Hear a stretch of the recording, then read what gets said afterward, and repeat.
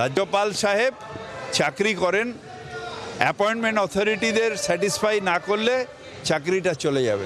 রাজ্যপাল is nothing but an agent of the central government. Red রোডে মমতা বন্দ্যোপাধ্যায়ের সঙ্গে সাক্ষাতের আগে বোসের মুখে মোদির প্রশংসা। নমজামানায় দেশে ঢালাও উন্নয়ন, প্রধানমন্ত্রী জনমুখী প্রকল্প, শক্তিশালী এবং বিকশিত ভারত হয়েছে। রাজ্যপালের বার্তায় গান্ধীজিও উল্লেখ করেছেন তিনি রাম রাজ্যেরও। রেড রোডে মমতা বন্দ্যোপাধ্যায়ের সঙ্গে সাক্ষাতের আগেই রাজ্যপাল সিভি আনন্দ বোসের মুখে প্রধানমন্ত্রী নরেন্দ্র মোদীর প্রশংসা। ঢালাও উন্নয়ন হয়েছে, প্রধানমন্ত্রীর একাধিক জনমুখী প্রকল্পে ভারত আরও বেশি শক্তিশালী হয়েছে, বিকশিত ভারত হয়েছে। রাজ্যপালের বার্তায় উঠে এসেছে গান্ধী প্রসঙ্গ, উল্লেখ করা হয়েছে রাম রাজ্যেরও। রেড রোডে মমতা বন্দ্যোপাধ্যায়ের সঙ্গে সাক্ষাতের আগেই বোসের মুখে মোদীর প্রশংসা।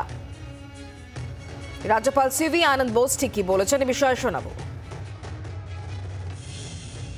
মাননীয় প্রধানমন্ত্রীর প্রেরণায় বিভিন্ন পরিকল্পনা আরম্ভ করা হয়েছে।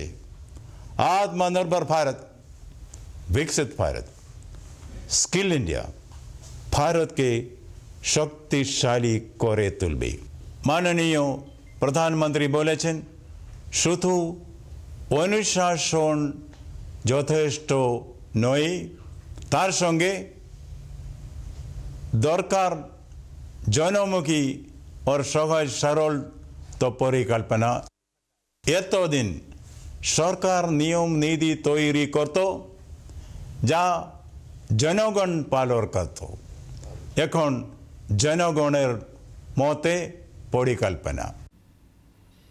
রাজ্যপাল সিভি আনন্দ বোস তিনি যেমন প্রধানমন্ত্রী নরেন্দ্র মোদীর প্রশংসা করেছেন, তার পাশাপাশি তার মুখে উঠে এসেছে গান্ধীজির কথাও। ঠিক কি বলেছেন এই প্রসঙ্গক্রমে সিভি আনন্দ বোস শোনাবো। গান্ধীজি বলেছিলেন রাম রাজ্য তৈরি করার একটা মূল মন্ত্র উনি দিয়ে গেছেন। রাম রাজ্য বলতে আমি মনে করি একটি স্বর্গীয় রাজ্য, দেবতাদের রাজ্য। তাই নিঃসন্দেহে রাম রাজ্যের গণতন্ত্র এমনি যা সাধারণ মানুষকে দ্রুত সুবিচার পেতে সাহায্য করবে। রাজ্যপাল সিভি আনন্দ বোসের বক্তব্য শুনলেন এবং এই বক্তব্য প্রসঙ্গে রাজ্যমন্ত্রী ফিরহাদ হাকিমের বক্তব্য কি পাল্টে শোনাবো। রাম রাজ্য অর্থাৎ ভেদাভেদ বন্ধ করা, অসহিষ্ণু হওয়া নয়, কোনো একটা সম্প্রদায়ের মানুষকে মনে আঘাত দেওয়া, তার রাইট টু লিভ কেড়ে নেওয়া, এটা রামরাজ্য হতে পারে না। রাজ্যপাল সাহেব চাকরি করেন, অ্যাপয়েন্টমেন্ট অথরিটিদের স্যাটিসফাই না করলে চাকরিটা চলে যাবে, কিন্তু রামরাজ্য হচ্ছে না।